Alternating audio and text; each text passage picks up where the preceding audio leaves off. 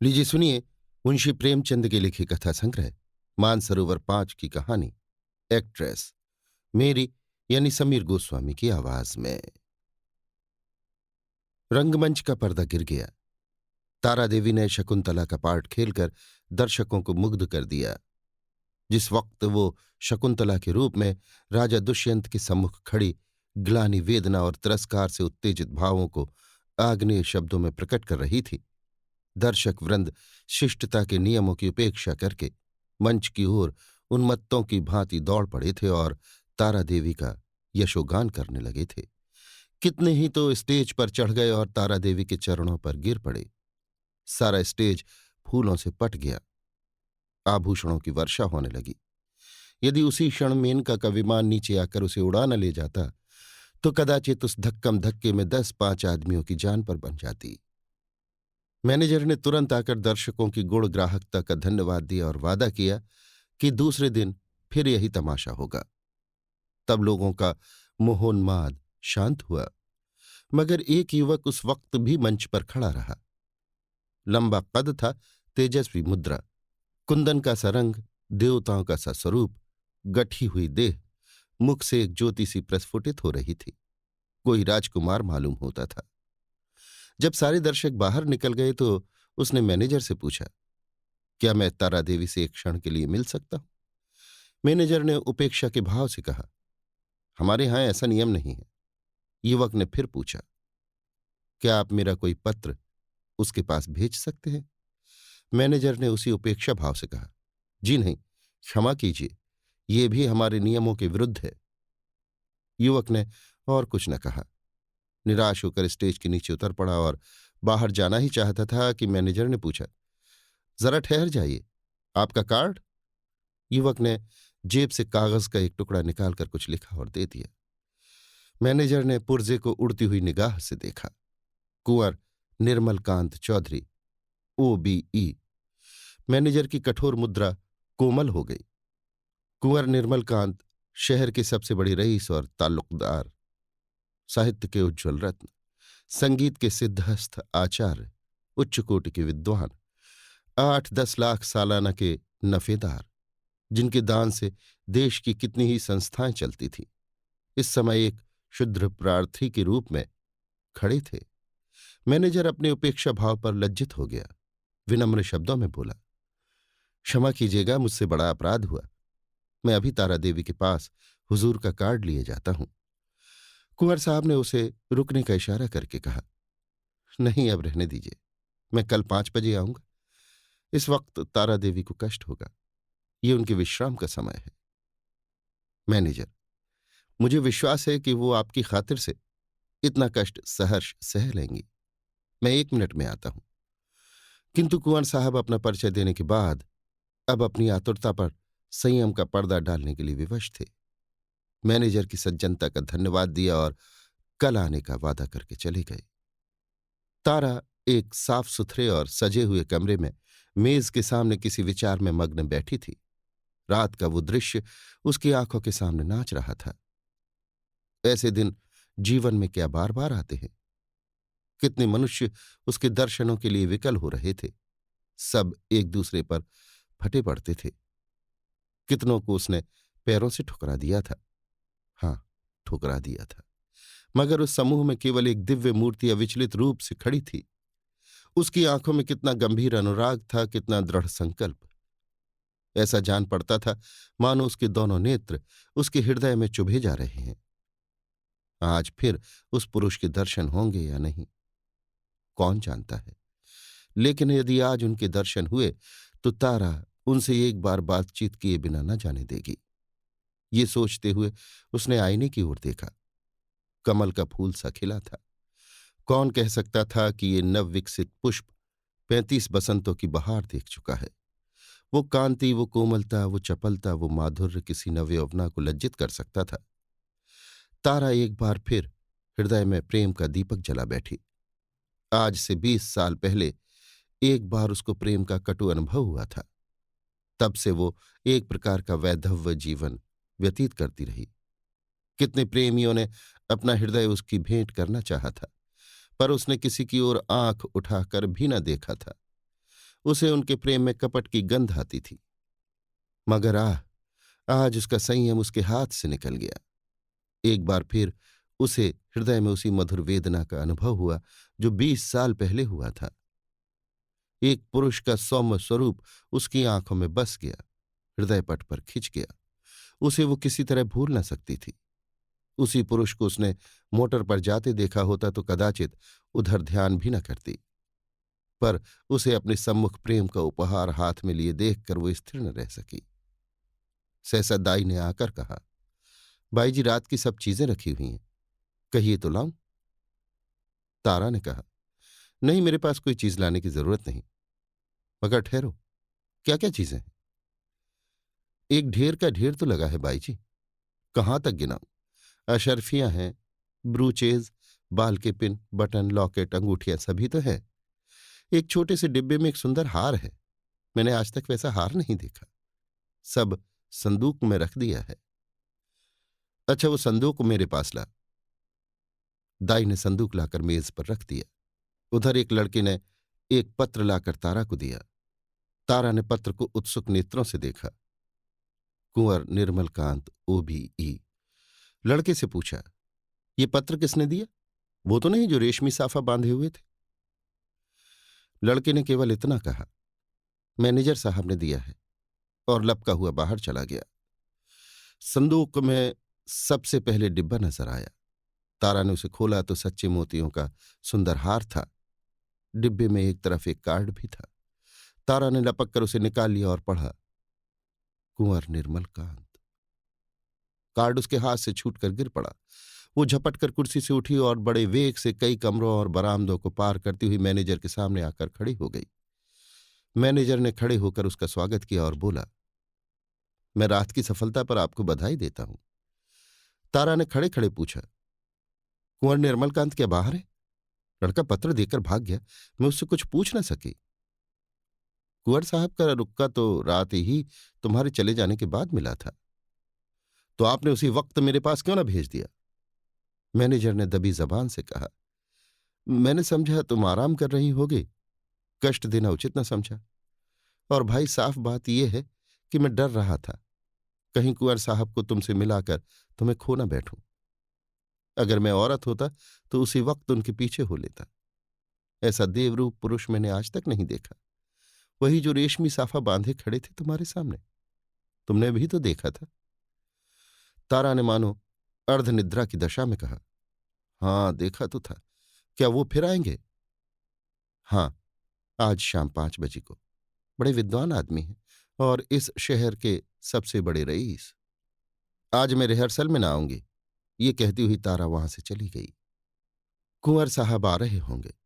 तारा आईने के सामने बैठी है और दाई उसका श्रृंगार कर रही है। श्रृंगार भी इस जमाने में एक विद्या है। पहले परिपाटी के अनुसार ही श्रृंगार किया जाता था। कवियों, चित्रकारों और रसिकों ने श्रृंगार की मर्यादा सी बांध दी थी। आंखों के लिए काजल लाजमी था, हाथों के लिए मेहंदी, पांवों के लिए महावर। एक एक अंग, एक एक आभूषण के लिए निर्दिष्ट था। आज वो परिपाटी नहीं रही। आज प्रत्येक रमणी अपनी सुरुचि, सुबुद्धि और तुलनात्मक भाव से श्रृंगार करती है। उसका सौंदर्य किस उपाय से आकर्षकता की सीमा पर पहुंच सकता है, यही उसका आदर्श होता है। तारा इस कला में निपुण थी। वो 15 साल से इस कंपनी में थी और ये समस्त जीवन उसने पुरुषों के हृदय से खेलने ही में व्यतीत किया था। किस चितवन से, किस मुस्कान से, किस अंगड़ाई से, किस तरह केशों को बिखेर देने से दिलों का कत्लेआम हो जाता है, इस कला में कौन उससे बढ़कर हो सकता था। आज उसने चुन चुनकर आजमाए हुए तीर तरकश से निकाले, और जब अपने अस्त्रों से सजकर वो दीवान खाने में आई तो जान पड़ा मानो संसार का सारा माधुर्य उसकी बलाएं ले रहा है। वो मेज के पास खड़ी कुंवर साहब का कार्ड देख रही थी, पर उसके कान मोटर की आवाज की ओर लगे हुए थे। वो चाहती थी कि कुंवर साहब इसी वक्त आ जाएं और उसे इसी अंदाज से खड़े देखें। इसी अंदाज से वो उसके अंग प्रत्यंगों की पूर्ण छवि देख सकते थे। उसने अपनी श्रृंगार कला से काल पर विजय पाली थी। कौन कह सकता था कि ये चंचल नवयौवना उस अवस्था को पहुंच चुकी है जब हृदय को शांति की इच्छा होती है, वो किसी आश्रय के लिए आतुर हो उठता है और उसका अभिमान नम्रता के आगे सिर झुका देता है। तारा देवी को बहुत इंतजार न करना पड़ा। कुंवर साहब शायद मिलने के लिए उससे भी अधिक उत्सुक थे। 10 ही मिनट बाद उनकी मोटर की आवाज आई। तारा संभल गई। एक क्षण में कुंवर साहब ने कमरे में प्रवेश किया। तारा शिष्टाचार के लिए हाथ मिलाना भी भूल गई। प्रौढ़ावस्था में भी प्रेम की उद्विग्नता और असावधानी कुछ कम नहीं होती। वो किसी सलज्जा युवती की भांति सिर झुकाए खड़ी रही। कुंवर साहब की निगाह आते ही उसकी गर्दन पर पड़ी।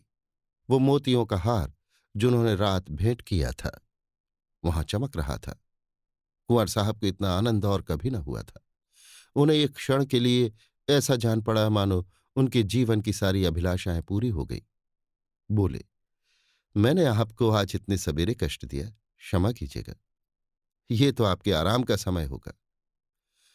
तारा ने सिर से खिसकती हुई साड़ी को संभाल कर कहा, इससे ज्यादा आराम और क्या हो सकता था कि आपके दर्शन हुए। मैं इस उपहार के लिए आपको मनो धन्यवाद देती हूं। अब तो कभी कभी मुलाकात होती रहेगी। निर्मलकांत ने मुस्कुराकर कहा, कभी कभी नहीं, रोज। आप चाहे मुझसे मिलना पसंद न करें, पर एक बार इस ड्योढ़ी पर सिर को झुका ही जाऊंगा। तारा ने भी मुस्कुराकर उत्तर दिया, उसी वक्त तक जब तक कि मनोरंजन की कोई वस्तु न सामने आ जाए। क्यों? मेरे लिए मनोरंजन का विषय नहीं, जिंदगी और मौत का सवाल है। हाँ, तुम इसे विनोद समझ सकती हो, मगर कोई परवाह नहीं। तुम्हारे मनोरंजन के लिए यदि मेरे प्राण भी निकल जाएं, तो मैं अपना जीवन सफल समझूंगा। दोनों तरफ से इस प्रीत को निभाने के वादे हुए। फिर दोनों ने नाश्ता किया और कल भोज का न्योता देकर कुंवर साहब विदा हुए। 1 महीना गुजर गया। कुंवर साहब दिन में कई कई बार आते। उन्हें एक क्षण का वियोग भी असह्य था। कभी दोनों बजरे पर दरिया की सैर करते, कभी हरी हरी घास पर पार्कों में बैठी बातें करते, कभी गाना बजाना होता। नित्य नए प्रोग्राम बनते थे।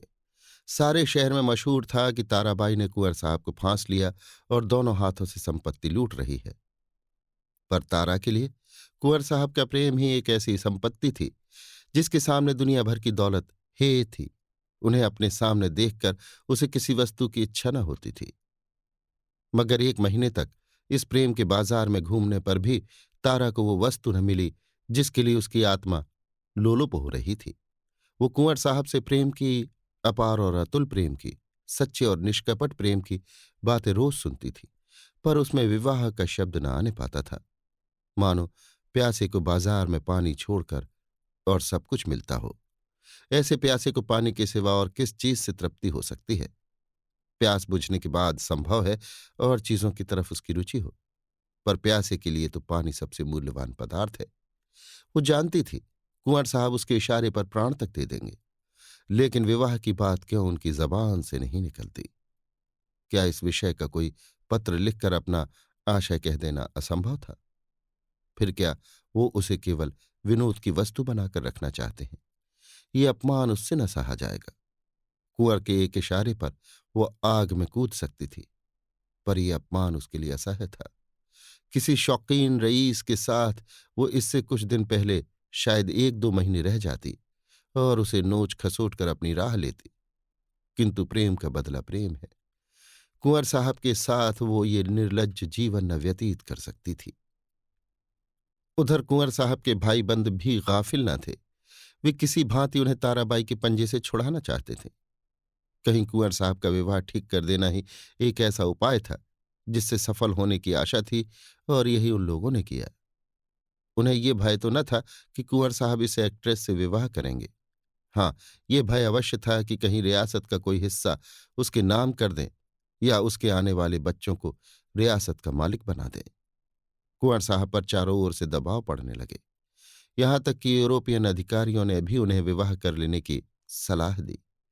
उसी दिन संध्या समय कुंवर साहब ने ताराबाई के पास जाकर कहा, तारा, देखो तुमसे एक बात कहता हूं, इनकार न करना। तारा का हृदय उछलने लगा। बोली, कहिए क्या बात है? ऐसी कौन सी वस्तु है जिसे आपकी भेंट करके मैं अपने को धन्य न समझूं? बात मुंह से निकलने की देर थी। तारा ने स्वीकार कर लिया और हर्षोन्माद की दशा में रोती हुई कुंवर साहब के पैरों पर गिर पड़ी। एक क्षण के बाद तारा ने कहा, मैं तो निराश हो चली थी, आपने बड़ी लंबी परीक्षा ली। कुंवर साहब ने जबान दांतों तले दबाई, मानो कोई अनुचित बात सुन ली हो। ये बात नहीं है तारा, अगर मुझे विश्वास होता है कि तुम मेरी याचना स्वीकार कर लोगी तो कदाचित पहले ही दिन मैंने भिक्षा के लिए हाथ फैलाया होता। पर मैं अपने को तुम्हारे योग्य नहीं पाता था। तुम सदगुणों की खानी हो और मैं जो कुछ हूं वो तुम जानती ही हो। मैंने निश्चय कर लिया था कि उम्र भर तुम्हारी उपासना करता रहूंगा। शायद कभी प्रसन्न होकर तुम मुझे बिना मांगे ही वरदान दे दो। बस यही मेरी अभिलाषा थी। मुझ में अगर कोई गुण है तो यही कि मैं तुमसे प्रेम करता हूं। जब तुम साहित्य, संगीत या धर्म पर अपने विचार प्रकट करने लगती हो तो मैं दंग रह जाता हूं और अपनी शुद्रता पर लज्जित हो जाता हूं। तुम मेरे लिए सांसारिक नहीं, स्वर्गीय हो। मुझे आश्चर्य यही है कि इस समय मैं मारे खुशी के पागल क्यों नहीं हो जाता। कुंवर साहब देर तक अपने दिल की बातें कहते रहे। उनकी वाणी कभी इतनी प्रगल्भ न हुई थी। तारा सिर झुकाए सुनती थी, पर आनंद की जगह उसके मुख पर एक प्रकार का क्षोभ लज्जा से मिला हुआ अंकित हो रहा था। ये पुरुष इतना सरल हृदय, इतना निष्कपट है, इतना विनीत, इतना उदार। सहसा कुंवर साहब ने पूछा, तो मेरे भाग्य किस दिन उदय होंगे तारा? दया करके बहुत दिनों के लिए न टालना। तारा ने कुंवर साहब की सरलता से परास्त होकर चिंतित स्वर में कहा, कानून को क्या कीजिएगा? कुंवर साहब ने तत्परता से उत्तर दिया, इस विषय में तुम निश्चिंत रहो तारा, मैंने वकीलों से पूछ लिया है। एक कानून ऐसा है जिसके अनुसार हम और तुम एक प्रेम सूत्र में बंध सकते हैं। उसे सिविल मैरिज कहते हैं। बस आज ही के दिन वो शुभ मुहूर्त आएगा। क्यों? तारा सिर झुकाए रही, कुछ बोल न सकी। मैं प्रातःकाल आ जाऊंगा, तैयार रहना। तारा सिर झुकाए ही रही, मुंह से एक शब्द भी न निकला। कुंवर साहब चले गए, पर तारा वहीं मूर्ति की भांति बैठी रही। पुरुषों के हृदय से क्रीड़ा करने वाली चतुर नारी क्यों इतनी विमूढ़ हो गई है? विवाह का एक दिन और बाकी है। तारा को चारों ओर से बधाइयां मिल रही हैं। थिएटर के सभी स्त्री पुरुषों ने अपने सामर्थ्य के अनुसार उसे अच्छे अच्छे उपहार दिए हैं। कुंवर साहब ने भी आभूषणों से सजा हुआ एक सिंगारदान भेंट किया है। उनके दो चार अंतरंग मित्रों ने भांति भांति के सौगात भेजे हैं, पर तारा के सुंदर मुख पर हर्ष की रेखा भी नहीं नजर आती। वो शुद्ध और उदास है। उसके मन में 4 दिनों से निरंतर यही प्रश्न उठ रहा है, क्या कुंवर के साथ वो विश्वासघात करे जिस प्रेम के देवता ने उसके लिए अपने कुल मर्यादा की तिलांजलि दे दी, अपने बंधुजनों से नाता तोड़ा, जिसका हृदय हिमकर्ण के समान निष्कलंक है, पर्वत के समान विशाल, उसी से वो कपट करे? नहीं, वो इतनी नीचता नहीं कर सकती। अपने जीवन में उसने कितने ही युवकों से प्रेम का अभिनय किया था, कितने ही प्रेम के मतवालों को वो सब्ज बाग दिखा चुकी थी, पर कभी उसके मन में ऐसी दुविधा न हुई थी, कभी उसके हृदय ने उसका तिरस्कार न किया था। क्या इसका कारण इसके सिवा कुछ और था कि ऐसा अनुराग उसे और कहीं न मिला था? क्या वो कुंवर साहब का जीवन सुखी बना सकती है? हाँ, अवश्य। इस विषय में उसे लेश मात्र भी संदेह नहीं था। भक्ति के लिए ऐसी कौन सी वस्तु है जो असाध्य हो? पर क्या वो प्रकृति को धोखा दे सकती है? ढलते हुए सूर्य में मध्याह्न का सा प्रकाश हो सकता है? असंभव। वो स्फूर्ति, वो चपलता, वो विनोद, वो सरल छवि, वो तल्लीनता, वो त्याग, वो आत्मविश्वास वो कहाँ से लाएगी, जिसके सम्मिश्रण को यौवन कहते हैं? नहीं, वो कितना ही चाहे पर कुंवर साहब के जीवन को सुखी नहीं बना सकती। बूढ़ा बैल कभी जवान बछड़े के साथ नहीं चल सकता।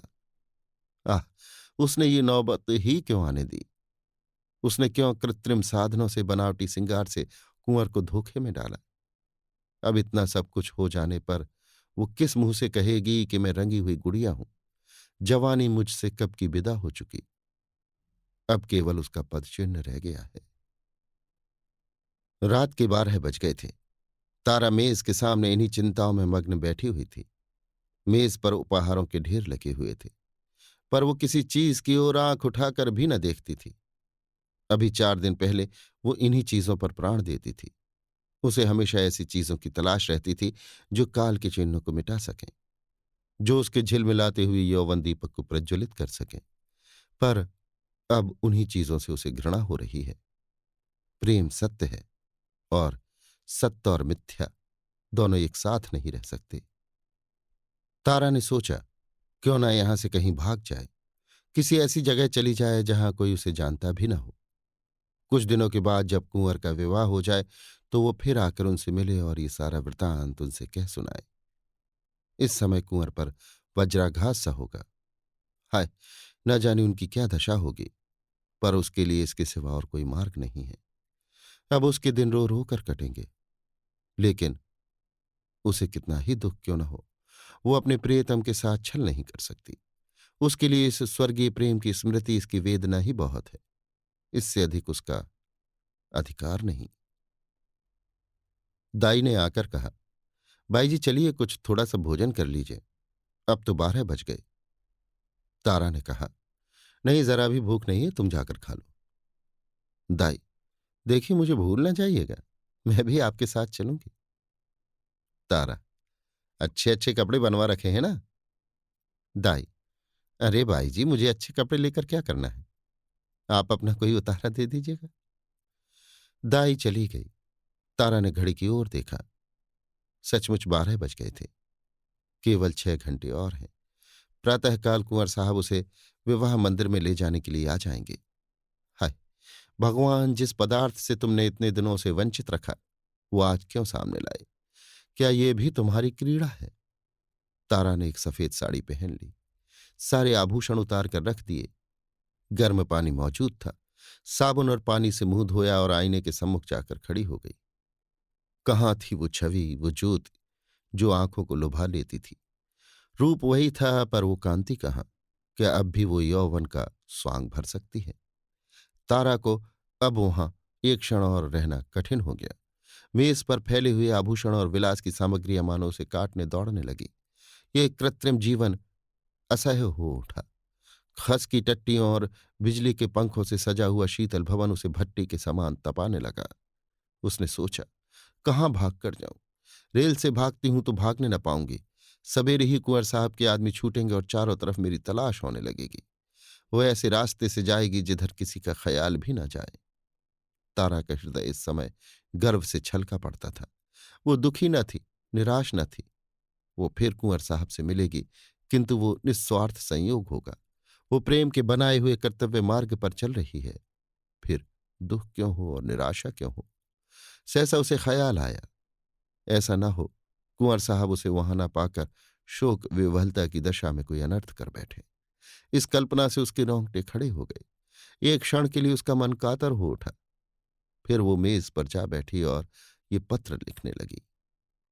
प्रियतम, मुझे क्षमा करना, मैं अपने को तुम्हारी दासी बनने के योग्य नहीं पाती। तुमने मुझे प्रेम का वो स्वरूप दिखा दिया जिसकी इस जीवन में मैं आशा न कर सकती थी। मेरे लिए इतना ही बहुत है। मैं जब तक जीऊंगी तुम्हारे प्रेम में मग्न रहूंगी। मुझे ऐसा जान पड़ रहा है कि प्रेम की स्मृति में प्रेम के भोग से कहीं अधिक माधुर्य और आनंद है। मैं फिर आऊंगी, फिर तुम्हारे दर्शन करूंगी, लेकिन उसी दशा में जब तुम विवाह कर लोगे। यही मेरी लौटने की शर्त है।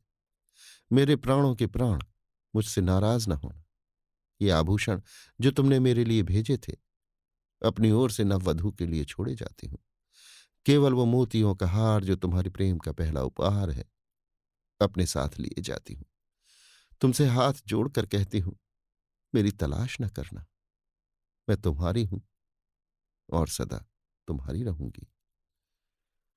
तुम्हारी तारा। ये पत्र लिखकर तारा ने मेज पर रख दिया, मोतियों का हार गले में डाला और बाहर निकल आई। थिएटर हॉल से संगीत की ध्वनि आ रही थी। एक क्षण के लिए उसके पैर बंध गए। 15 वर्षों का पुराना संबंध आज टूटा जा रहा था। सहसा उसने मैनेजर को आते देखा। उसका कलेजा धक से हो गया। वो बड़ी तेजी से लपक कर दीवार की आड़ में खड़ी हो गई। जो ही मैनेजर निकल गया वो हाथे के बाहर आई और कुछ दूर गलियों में चलने के बाद उसने गंगा का रास्ता पकड़ा। गंगा तट पर सन्नाटा छाया हुआ था। 10-5 साधु वैरागी धूनियों के सामने लेटे थे। 10-5 यात्री कंबल जमीन पर बिछाए सो रहे थे। गंगा किसी विशाल सर्प की भांति रेंगती चली जाती थी। एक छोटी सी नौका किनारे पर लगी हुई थी। मल्लाह नौका में बैठा हुआ था। तारा ने मल्लाह को पुकारा, ओ माझी, उस पार नाव ले चलेगा? माझी ने जवाब दिया, इतनी रात गए नाव न जाए।